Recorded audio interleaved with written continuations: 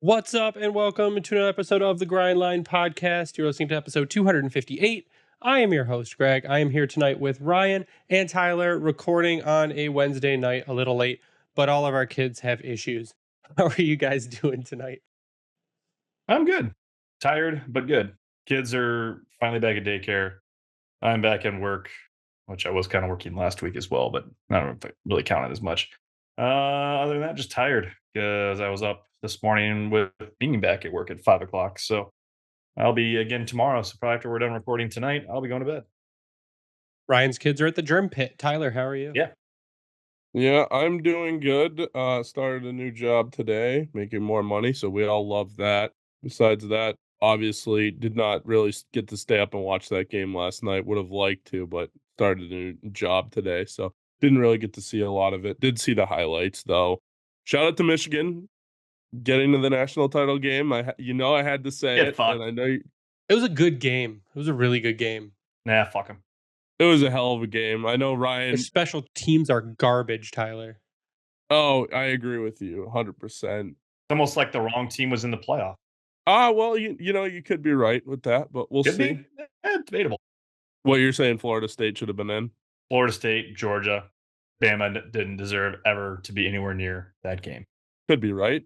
But anyways, yeah, I'm doing good, and I hope you guys are as well. After a calamitous holiday season, I'm ready for everything to be over. I'm just going to start by saying I hate West Coast trips. They are the bane of my existence.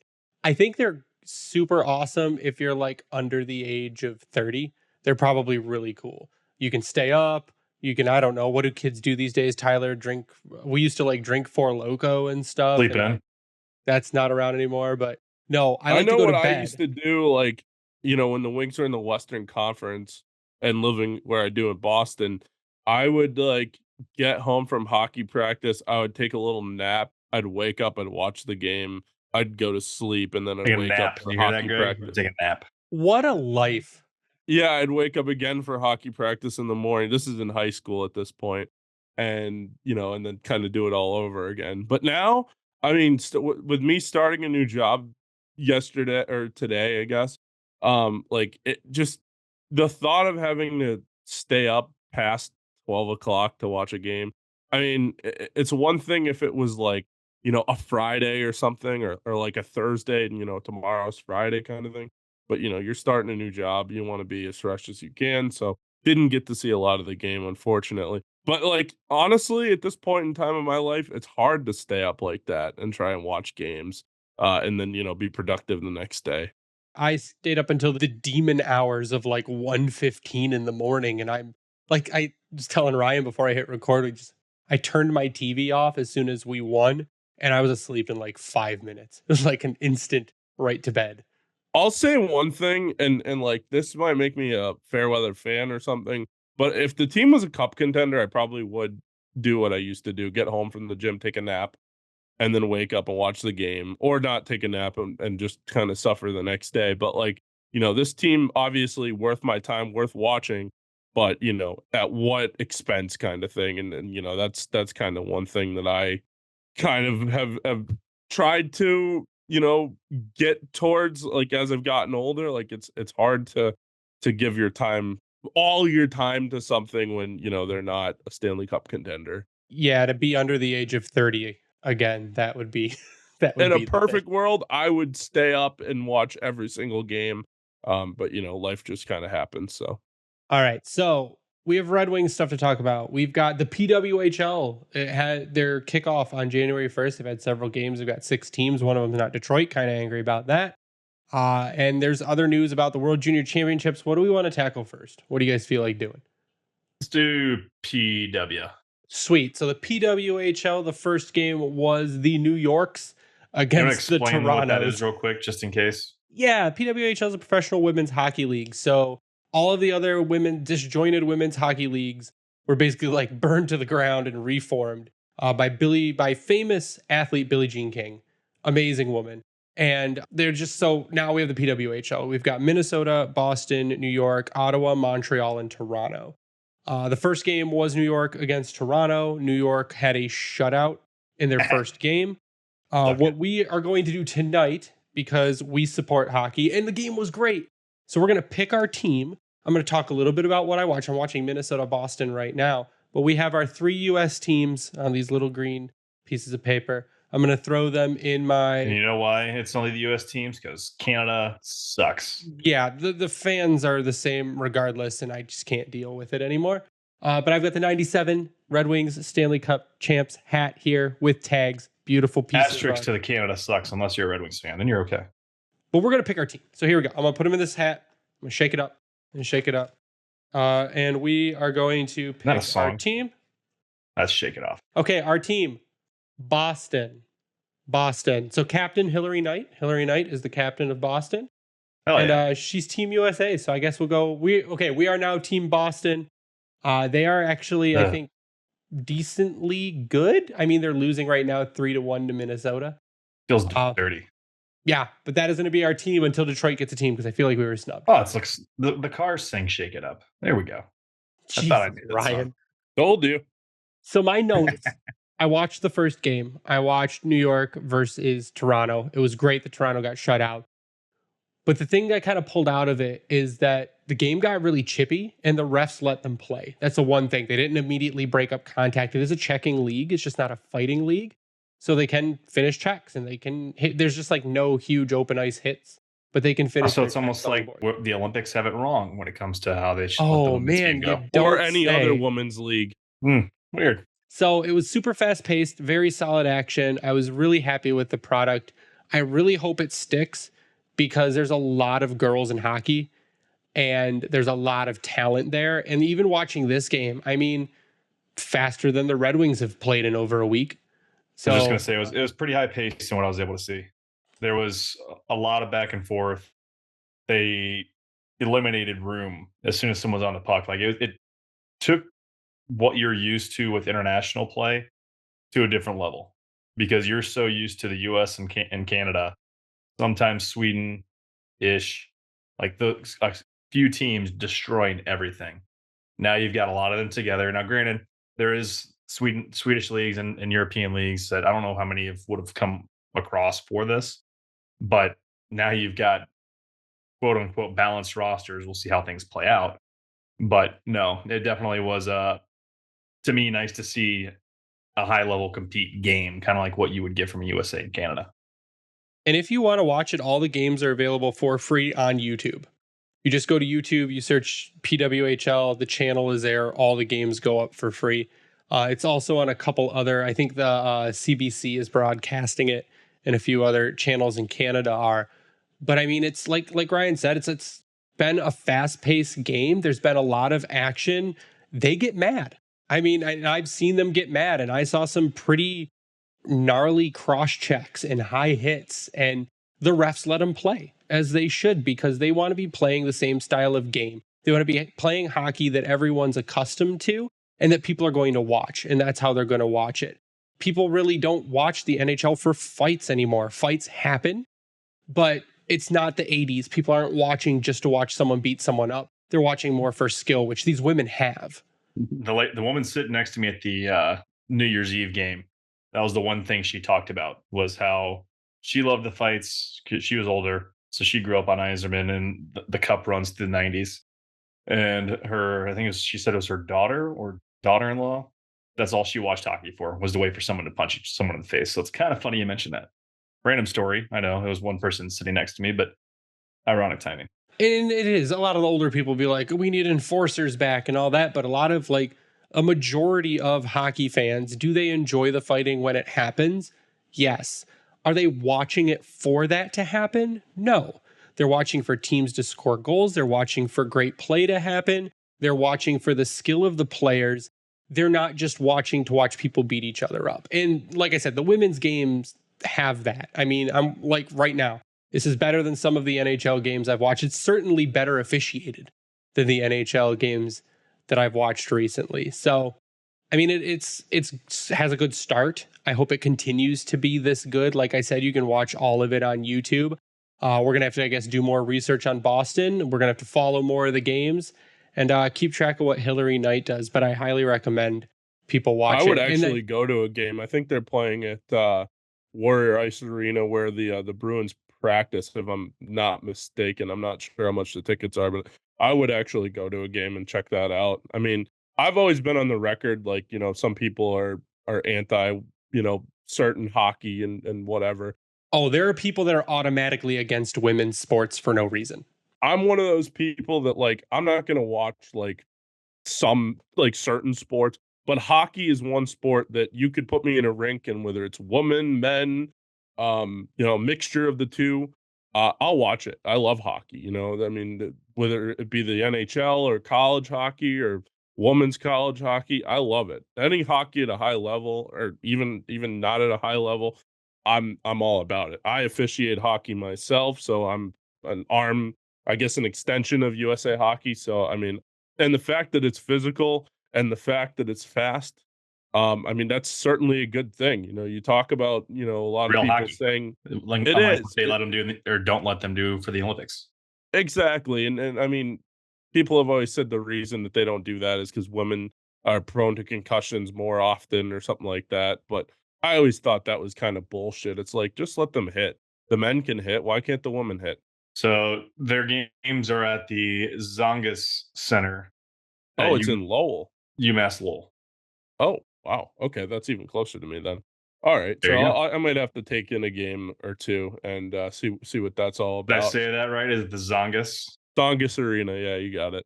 Yeah, they used to have an AHL team, the Lowell Lock Monsters, and then the Lowell Devils that used to play there. So I'm all for it. I mean, I think it'll be good to help grow the women's game. Hopefully, they'll get some names at some point because I mean, I don't know why it's You've just got the Toronto best and American player on your team.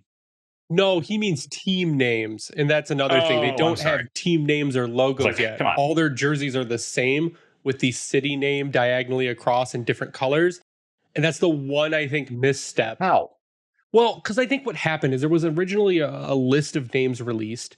Did their stuff get stuck in customs like the Holmstrom bobbleheads? Like, what the hell is this? The leaked list of names was terrible. Like, a lot of the names were really bad.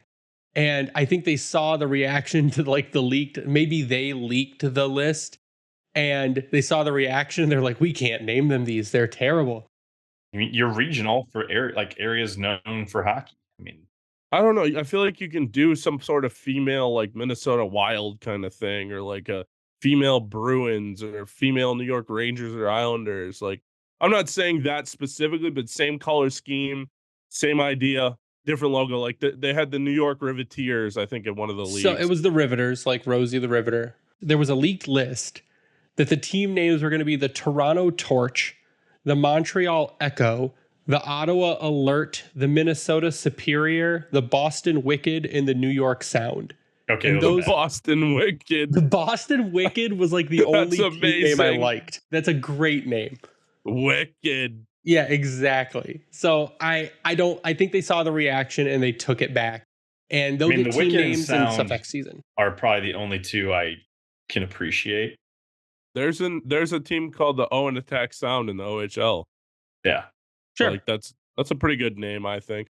But I'm sure they will get them and I mean, hopefully, it's a success and they're able to, incorporate more. Megan Duggan is someone that's kind of not close to me specifically, but close to this region here in Massachusetts. And she always said that like she had to do like other jobs and stuff because, playing in the national or playing for the Team USA and then just, doing the Olympics every 4 years wasn't a sustainable living. So hopefully they can get to a point where they're making a sustainable amount, to live and even more. But the one thing that I think, and it's been on social media, that the NHL could adopt from this league, which I think is a great idea, is the shorthanded goal situation. So the one rule that they have is if your team is on the power play and the team on the penalty kill scores a shorthanded goal, they get their player out of the box. That ends your power play. And I think that does a couple things. One, it gives the penalty kill a reason to be aggressive. Then you get your kind of power kill situation where they're trying to retrieve the puck. They're trying to get it up on the ice. They're not trying to play keep away. They're not trying to stall for time. And it keeps the power play honest. The power play is not trying to cheat play. They know that if they give it away and the penalty kill scores, they're done with the power play. And I think it brings not just a little more action to the game, but it just keeps the game rolling. It doesn't, because we've seen power plays that will cheat. We've seen penalty kills that will just stall. They'll pass back and forth. They'll pass back behind the goal. They'll stall for time. What I think this does is it just keeps the game rolling at a higher pace. And it gives the penalty kill like a get out of jail card if you can score shorthanded. Now, for the Red Wings, this would be terrible.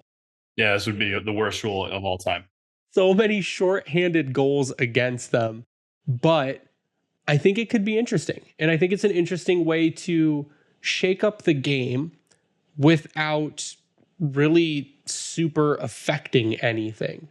I'm going through because I hadn't had a chance to look at it until actually now, but on The Athletic, Pierre LeBrun actually has a full article of NHL rule changes I want to see in 2024, from the power play tweaks to a new point system, and it was inspired by the PWHL's innovative new rulebook.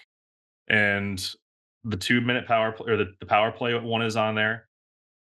He talks about the expanded overtime, which what I really like, though, which I didn't even realize was a thing, is that the PWHL picked up the 3-2-1-0 point system.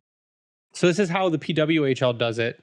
They're awarded 3 points for a regulation win, 2 points for an overtime or shootout win, 1 point for an overtime or shootout loss, and 0 points for a regulation loss. So they do have a 3-2-1 system. That is what the NHL 100% needs. You look at soccer, for instance, or football. Toronto would be so much further down right now. Yeah, and they should be. They're winning. Cool. That's good job. But you look at what that does in like the Premier League and in soccer, like you have 3 points for a win, 1 for a draw, none for a loss. Like, I love that. I love the 3-2-1 because now it puts an emphasis on winning before time expires. Yes, you want to try to get a point from overtime, but that is huge. And if it's something the NHL would do, I mean, yeah, you'll probably have some records broken again in terms of the points, but I really don't care at that stage of things if they made that change. I think that one's genius. I'll say one thing. I kind of agree with you that it should come in. I don't think it will. I think there's 0 chance it comes in. I'll tell you why. Because I think that a lot of the focus that Gary Bettman and Bill Daly and the guys have always preached parity, and I don't think that creates more parity. I think that creates less parity because you're not getting that pity point like for going to overtime or shootout. So like it creates 3 points for the team that wins, but then it creates 0 if you lose in over. Oh wait, are you saying you get a point if you lose in overtime or a shootout? Oh, so you're just saying? Oh, okay. I would be okay with that. Yeah, but the winner only gets 2 points for an overtime win. So an overtime win would be like it is now. Actually, overtime and shootout would be basically how it is now, 2-1. But if you win in regulation, that's where things really change. So what are the standings right now? Regulation wins. Toronto has 11 regulation wins. Detroit has 14, Tampa 15. So yeah, so Toronto would fall below us. That is a point swing immediately because of a 3-2-1 system. One thing that I'm for, and I'm not sure if LeBron said anything about that on his, I don't want a shot clock in overtime. I don't think that would help. But I want ties. Give me ties. I think you shouldn't be able to take the past the red line. Blue line. You can come out of your own zone if you want to swing out, but you can't. You can't go past the red line. You should be stuck in your own zone. If you bring it out intentionally, or if it's not a deflected pass, then it's a turnover. Yeah, but they don't want more whistles, though. No, it doesn't turn into a whistle. It's like an offside call. But that's still a whistle. No, it's not. It doesn't have to be. I'm saying it's an immediate turnover that you're not allowed to touch the puck until the other team takes control. You can't touch the puck. If you touch the puck, it's a whistle. It turns into like a high stick or something else, and then maybe it does turn into a whistle. If you touch the puck, they whistle it and they face off in the other zone. Like an ice. Yeah, but they don't want more whistle. I think they want less whistles. So I mean, in theory, I agree with you, but I think the red line is the happy medium. Like you can come out of your zone if you need to regroup, but you can't go all the way back. Screw them. Now we're moving into rule changes, which is like a whole nother subject. I also think though, if you made the overtime 10 minutes at 3-on-3, you're gonna get winners. I think you can do 7 and win. You think And so? that gets you better. What if you did 5 minutes of 4-on-4 and 5 minutes of 3-on-3? That's where I think you'll lose people. Because 4-on-4, it's already. It's more ice. That could be beneficial, but we saw it. I just think it wears guys out. 4-on-4 or 3-on-3. Having that much of an extended overtime. Oh yeah, if you go to 10 minutes, I think so. We're getting in the weeds with rule changes. So I think we're going to end this segment by saying the PWHL, great product, has some nifty rule changes I think the NHL could adopt and would benefit the league overall. And as I'm watching this, Patrice Bergeron, like wearing his Boston PWHL shirt, like addressed the team before their game. So like the NHL guys are behind it. And I think that's cool. Picture of him and Knight as well. Well, JT Compher's sister, Jessie Compher, plays for Toronto. So there's ties all over throughout the NHL. You've got Sarah Nurse plays in the league. So there's ties throughout the whole league to the NHL. So what we're going to do is we're going to take a quick break. We spent more time on this than I thought we were going to, but it's a really interesting subject because it gives us more good high-level hockey to watch. So we're going to take a break. Word from our sponsor. We'll be back in just a few minutes to talk about kind of just the recent Red Wings news, what went on during that San Jose game, and then some of what's happening at the World Juniors. We'll be back in just 1 minute. Red Wings fans, you can bet the action on the ice with DraftKings Sportsbook. And now that Patrick Kane is in Detroit, those odds might just be getting better. Download the app now and use code THPN. New customers can get $150 instantly in bonus bets for betting just $5 on hockey. That's code THPN only on DraftKings Sportsbook, an official sports betting partner of the NHL. The crown is yours. Bonus bets expire 168 hours after issuance. Gambling problem? Call 1-800-GAMBLER or visit www.1800gambler.net.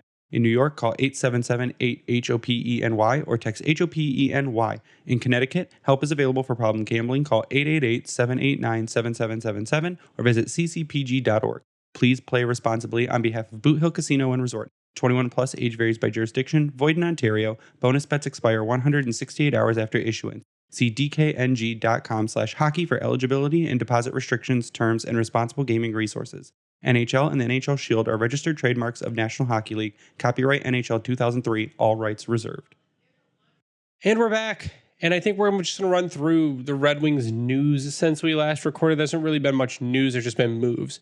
So Berggren and Zarnik were reassigned to the Grand Rapids Griffins. Christian Fischer reactivated from injured reserve. His head is apparently okay.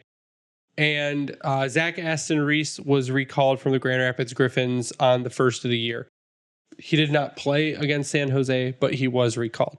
So those were the Red Wings moves that happened during. I think that was more of a just-in-case type move for the road trip. Yeah, I think that was a just-in-case thing too. They are on a West Coast trip. Like we said, we hate West Coast trips. We have to stay up really late. But the Red Wings eked out a 5-3 win against the San Jose Sharks, where they were able to keep a lead, I guess, for more than 5 seconds before giving it up. But what happens, like the Red Wings score, and we're into it 1-0 until 2 minutes before the period ends, and then San Jose scores. And then we do the same thing in the second period. In the third period, it gets kind of crazy. David Perron, though, 2 goals. Lucas Raymond was your best player with 3 assists. Oli Mata played a good game. Dylan Larkin was all over the ice. Jake Wallman, after having some atrocious games, picked his game up and had a good one. Mo Sider and Jake Wallman were not at the bottom of the list. The person that was awful all night, and I'll just say awful because he was, Shayne Gostisbehere, was so bad during that game. Defensive lapses, turnovers in the offensive zone. Didn't know what he was doing, which was kind of weird because Ghost for the first 25 games was one of our better defensemen. And the past few games has been not great. I mean, he's still driving play offensively, but the gaffes and the what are you doings have been taking over the conversation rather than him. Like, I just going through highlights as we're talking here, and he had a great step in and feed that led to a scoring chance late in the third period when the game was tied. I mean, obviously, I'm not getting the whole picture because I was passed out before puck drop last night. But it seems like he gets excited. And when he gets excited, the puck doesn't stay on his stick. It's like he's gripping it too hard. He's either missing a pass, it's bouncing over his stick, he's missing a puck handle, or he's too aggressive on it. And then it's going the other way. We've seen it way too often, especially with him on the power play, where we've got an odd man rush against or a breakaway because of something that he did.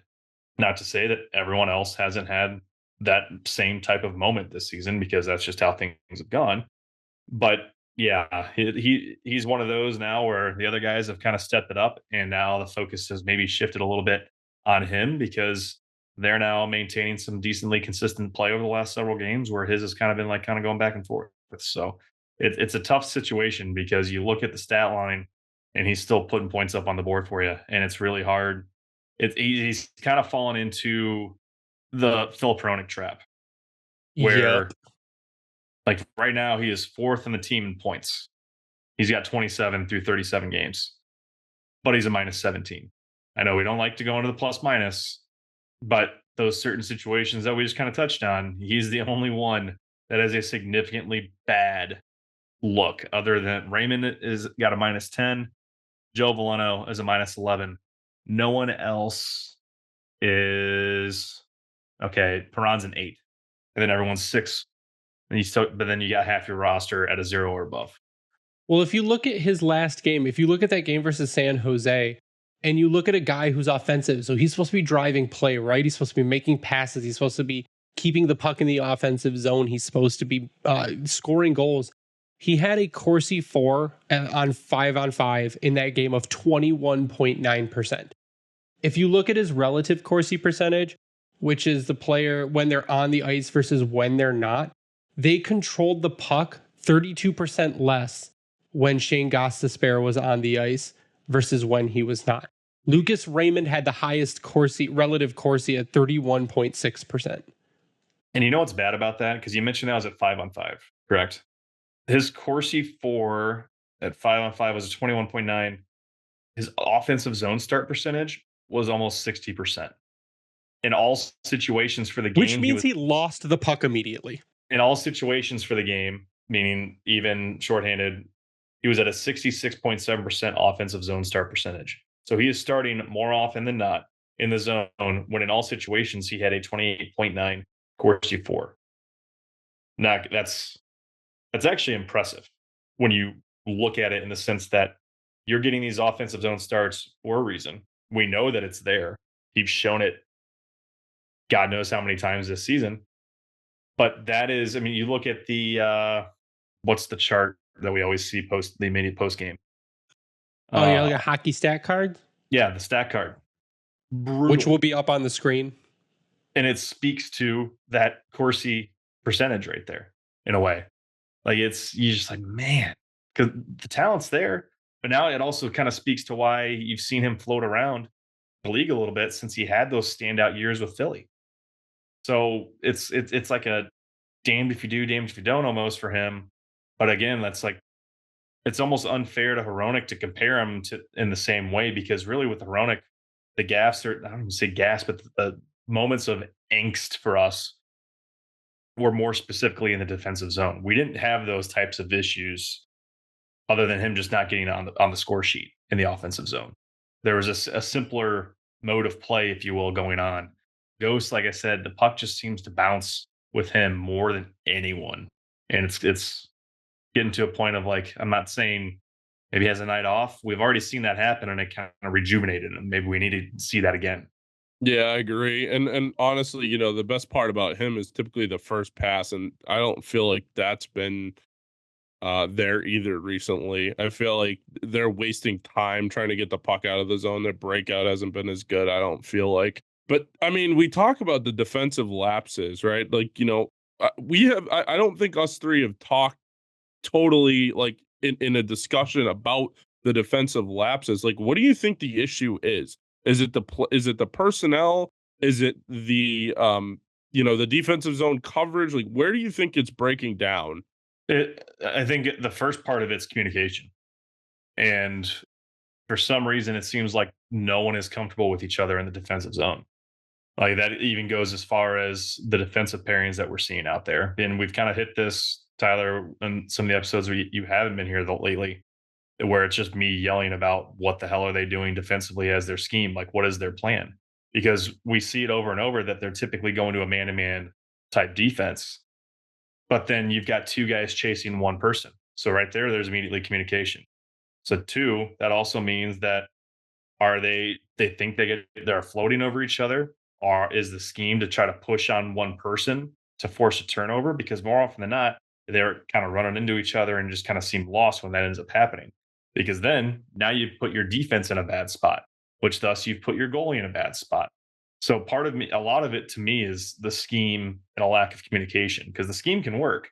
But I don't think right now, with the way things have gone for a large chunk of the season, really December for that matter, that it's an effective way to utilize the roster. We know they've got speed. We've already seen that. They can play with a lot of the top teams, but teams such as, like, the one I always like to refer to, Carolina, they will smother you with the way that they play on the puck. Detroit can't play that same style hockey. They've got to go east-west and then go north-south. To me, scheme and communication are the biggest issues right now. Yeah, I agree with that. And I'll say one other thing too. Penalty kill wise, I feel like they get lost. Yes, communication is an issue, but they're playing a diamond when they're killing a penalty. They're playing the diamond instead of playing a traditional box or small box. They're not shifting and they're not taking each other's like spots. They're playing that diamond a little bit too high. So that defenseman that's last, because it's like one defenseman and then you have a defenseman and then a winger and then a center up top. Like that back defenseman is letting someone behind them every power play that they get hemmed in their zone for more than 25 seconds or something like that. Like I don't know if it's communication. I don't know if it's a lack of talent. I don't think it's a lack of talent. I think that most of the defensemen on this team know how to play defense and know how to defend for the most part. You can't let someone behind you. That goes for when you're shorthanded, and that also goes for when you're at full strength. You cannot let people behind you. You have to clear the front of the net. I played defense at some points in my life, and the one thing that every coach will tell you, and I'm not sitting here trying to tell you, oh, I did this and I did that. That's not what I'm doing here. I'm just trying to say that every coach will tell you, do not let anyone behind you. Do not let anyone behind you. That's not what you're supposed to do. And I don't know for what reason on this team these defensemen continuously let people behind them and let for easy tap-ins and easy little mini breakaways. Yeah, that was evident last night when the Sharks were on the power play. Now, the Red Wings power play was good last night. They had 4 power plays and they converted on 2 of them. Daniel Sprong was a dog all night, just constantly rushing up ice, constantly getting attempts on net. He got a beautiful bomb and it was great. But you saw that on the penalty kill against San Jose, where it was just constant cycle in the Red Wings zone when San Jose was on the power play. Now, Lyon made some spectacular saves last night, and he made a great toast. If you watch the replays and you see the sprawled out toe stop, phenomenal stuff. But like Ryan, you had said earlier, they were all about screening their own goalie last night. And on the penalty kill, it was just constant cycling by the Sharks. And it was like they were almost afraid to try and poke the puck away. They just kept chasing around in circles until San Jose kept getting shots on net. And it's frustrating to watch because you talked about communication, and that's what it is. On the power play, and even in regulation or in 5-on-5, it seems like, and it's mostly defense, I believe, doesn't communicate. They're chasing the same guy. They're not swapping dudes that they're covering and then leaving dudes wide open in the slot. Like, those have been the problems recently where, and people will say, oh, Petry made the right move and Ben Sherratt was late, or there was just Ben Sherratt made the right move and Petry should have never collapsed or whatever. That's the lack of communication. They're not talking to each other. It can work. In theory, it can work. Like, some people are going to blame a forward there, but okay, well, if that's the case, then they would have been there. Because if you're going to leave, like, you have to have trust with the guys that you're with on the ice to know what they're going to do. And more often than not, I think there's a very large lack of that. And I like someone's comment recently about you can see that with the goaltending. They don't look comfortable because it's almost like they don't know what's going to happen in front of them with their either the defensemen or the forwards. And we've Yeah, seen on that a this lot. team, they're in the most uncertain position possible. Yeah. And we've seen it even more so because we had Justin Holl giving a solar eclipse with a Sharks player in San Jose. We had Ben Sherratt literally standing in front of Lyon's face, which led to a goal. Like, you would think in some of these instances we're watching the Charlestown Chiefs, and that's not really something to be proud of outside the fact that Slapshot's a fantastic movie. Going back to communication, like, yeah, that's on the players. It's also on the coaching staff to But yeah, it's the same stuff over and over again. Like, us here see it. They've got to see it. I mean, we need to talk to Jack Hahn of all people to give us a true 101 of how communication works for these guys. But continue, Tyler. It's not even like it's a difficult thing to communicate. It's just like, I'm here. You're there. One heart. Like, it's not. You hear it all it's the not time when they're calling for the puck from the goalie. It's not a difficult thing to do. And, like, again, I played at a pretty high level of hockey, so I kind of know how a lot of things work. And playing some defense, playing junior hockey, I know. Like, you have to talk out there. You can't be someone that's not vocal out there. You have to talk. And so that does come down to coaching. I'm not blaming Derek Lalonde. I'm not. But I am blaming whoever's coaching the defense and whoever's in charge of the defense. I'm not, off the top of my head, I'm not sure who it is, but that comes down to that coach. And when you're watching video and say, are you guys talking out there? Because if you're not, I want to hear you guys talking. And also, it goes back to practice too. Are they talking in practice? Because if you don't talk in practice, you're not going to talk in the game. We used to get screamed at in junior practices for not yelling and calling for the puck and communicating, even on the power play and on the penalty kill. Same thing. We used to get screamed at because the coaches would always say, if you're not going to talk in the practice, you're not going to talk in a game. And bad habits start in practice. And, the same goes to the NHL guys. And on a worse level because they're paid to do this. There's a completely different expectation, too, when you get to that level, obviously. But you mentioned that what your coaches would say with communication at juniors. We hammer that home in 11U softball. Like, ask Pete. He's heard the coaches say at the games, our practice is nonstop, or you have to talk to each other. You have to know when a play is about to happen, when a pitch is about to come through for your pitcher. Shortstop, second baseman, runner on first. You guys got to talk to each other, figure out what's going on before the pitch. You got to communicate with your outfield. It's all simple stuff going way back to when these guys are young.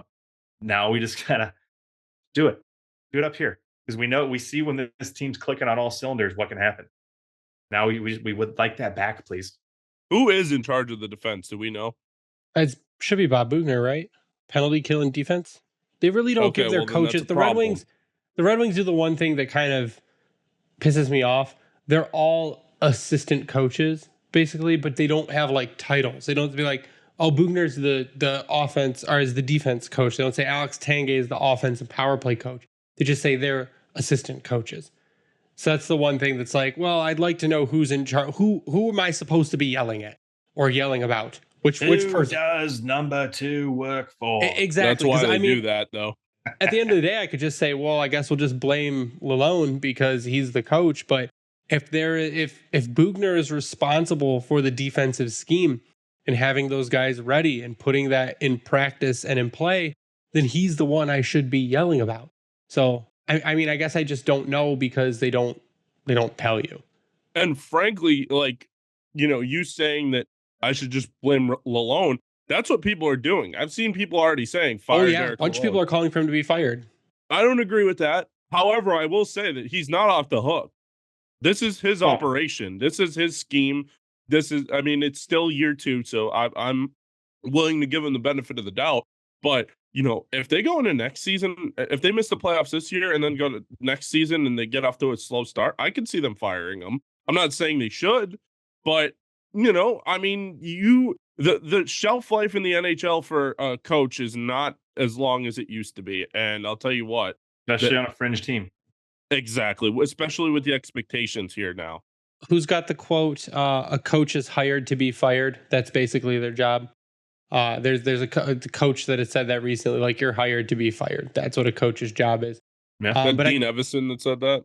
no, it was before that. But I guess at the end of the day, again, the Red Wings beat the Sharks. At the end of the day, they don't ask how, they ask how many. And that is a 2-point win in regulation, which you really needed, and which you really need to take, because your next opponent is the LA Kings. And that is going to be a very hard game for you. They did just call up Brandt Clark, and they put him on the first. He was on the first pair in practice, so he's immediately going right to the top pair in LA. So maybe you can take advantage of a fresh rookie D-man and catch him making some mistakes. But all I know is they need to come out with more jump. They need to show more energy during the game. They need to show more speed, and they need to communicate. If they can communicate, they can be an effective team, and we've seen it. It just seems like it's broken down. There's a couple other things I want to talk about tonight. One, I want to start with the World Juniors. I guess we'll start with Nate Danielson. There is now talk out there. Jeff Merrick on the 32 Thoughts podcast said that Nate Danielson is in trade talks, could potentially land with the Portland Winterhawks. I believe that Brandon is misusing him. It looks almost like they're trying to showcase draft eligible guys on the team. So they've kind of shifted Nate Danielson up and down the lineup. People are really pissed off. There are people that are, and they're wrong, but they're saying that Nate Danielson is a bust because he should be dominating the junior league because he's 19 or 18 playing in like a 17-year-old's league. But he's not being used how he should be used in Brandon. And that also carried over to the World Juniors. Like in the World Juniors, Nate Danielson was super underused. If you go and look at him versus his teammates, he had an average time on ice of 14 minutes and 29 seconds. Where your top forwards, I mean, we're at 17 minutes and 46 seconds, 16 minutes and 26 seconds. If you look at Macklin Celebrini, he had an average time on ice of 15 minutes and 57 seconds. And it looked like they were doing the same thing. It looked like they were pushing the guys that were what I guess you would consider bigger names. But every time Danielson was on the ice, he was contributing. He was controlling play. His name was probably one of the most mentioned out of everyone on that team. Yet they underutilized him. And even being underutilized, he stood out pretty dramatically. It's crazy too, because every time he was on the ice, even though it didn't necessarily show in the points as a whole, I think they kind of struggled mostly with that. In that final game against Czechia, he was out there in the third period, it seemed like every other shift, and he still finished that game with 15 minutes and 45 seconds of time on ice. But every time he was out there, he was in the middle of something, because he's not it's a hard name to miss when you're watching a broadcast, because, and the reason it's hard to miss is because they said it a lot. And a majority of it, I mean, he was blocking shots, but he was also out there just wreaking havoc in the offensive zone and setting his guys up for something. I was kind of frustrated with the Owen Beck, because it seemed like every time he got the puck in a feed from Danielson, he just lost it. And it was a beautiful feed, but then it was just gone. But that's a different gripe I had. But I thought overall, in the games that I was able to see of Nate the Great, he had a very good showing, and for being his first one too. I feel like Celebrini was even underutilized in a lot of cases for Canada. When he was out there, it seemed like he was one of the better players on the ice, and they didn't really give him much of a chance, I don't think. I mean, I know he scored a goal, I believe, but like he wasn't like a McDavid or like a Bedard or anything like that. And I guess you do earn that, but like in a short tournament like this, you gotta like understand what players are going and what players aren't going. The United States obviously going to be playing in the semifinals now against Finland, which is going to be a tough game. I think Finland's a really tough team, and they usually give the United States hell. But we'll see. I think it looks like it's a collision course between the United States and Sweden.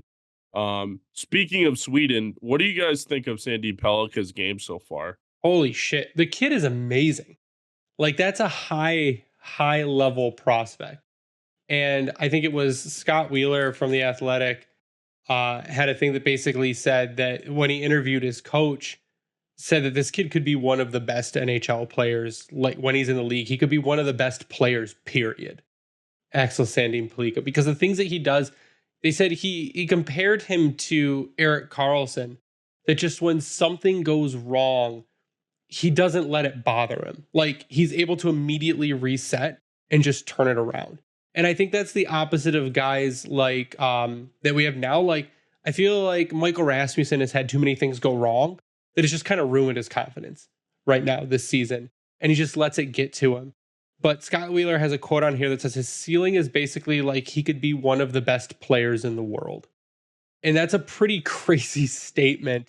And his coach, Robert Olsen, said that he's a little bit the same as Erik Karlsson. If they make a mistake, they don't worry about it. They just keep doing their thing. And it's not that he just has the offensive kind of instincts as Erik Karlsson. The kid can also play defense.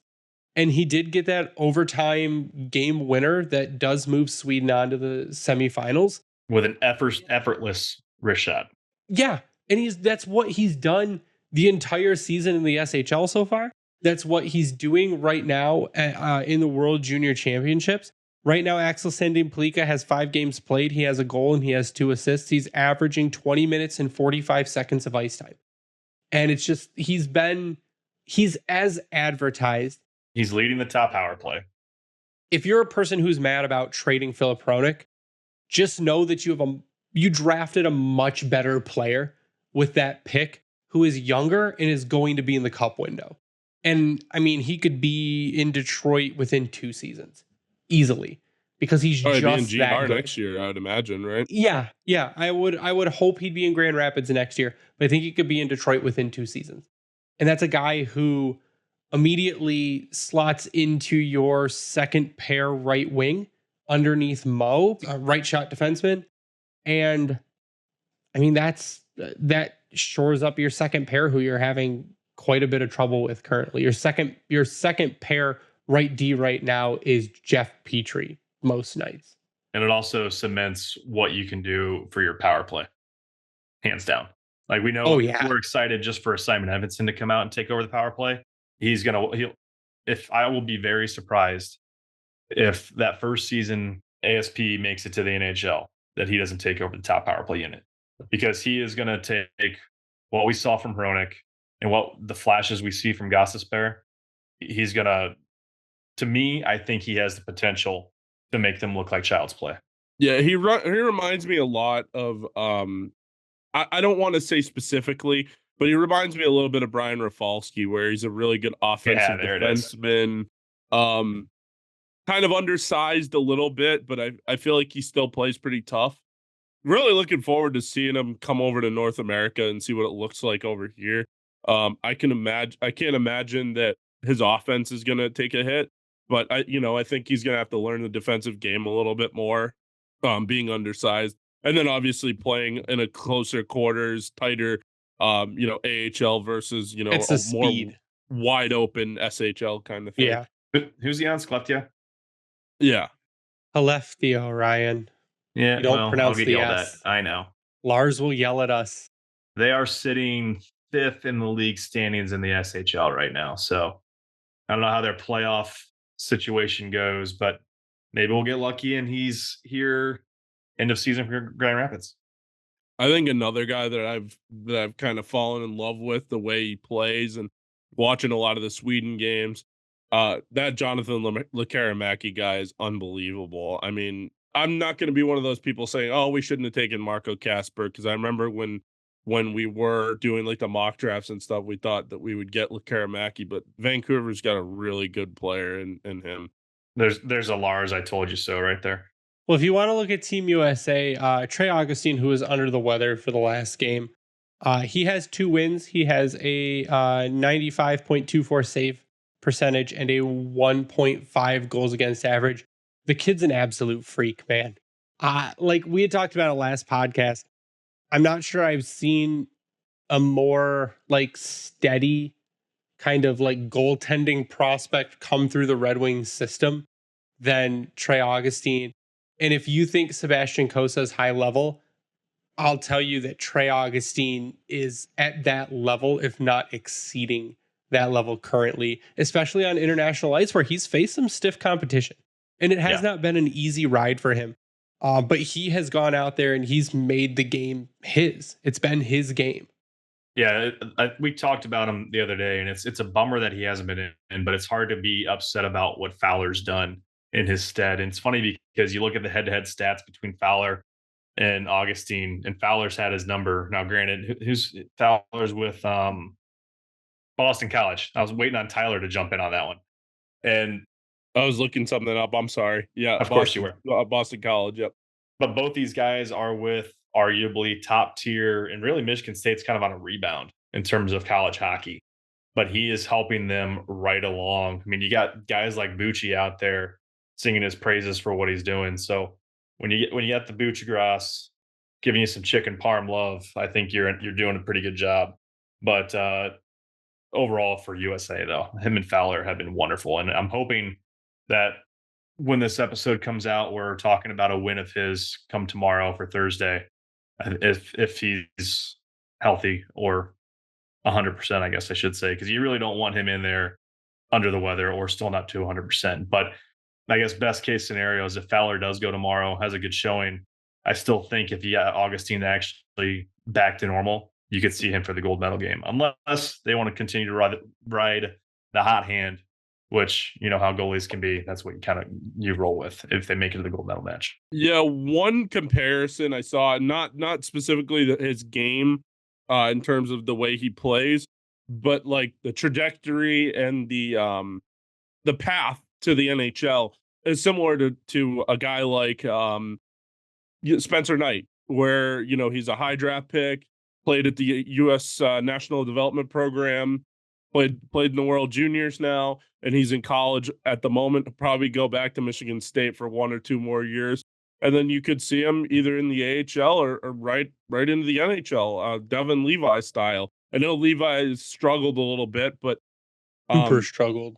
Spencer Knight figured it out, and obviously, he was going through some stuff mentally and whatever, but his trajectory was going to be like, a top 10 goalie in the NHL, or maybe even lower than that. So it'll be interesting to see when he does get to the NHL. I'm sure it's probably still 2 or 3 years away, but yeah, the last thing I would say about Trey Augustine is there was Scott Wheeler again on The Athletic did like an article about him, and Mike Towns, who's the team assistant coach, joked that Trey Augustine is a 40-year-old trapped in an 18-year-old's body. He says he probably gets up, reads the newspaper, and checks the stock market.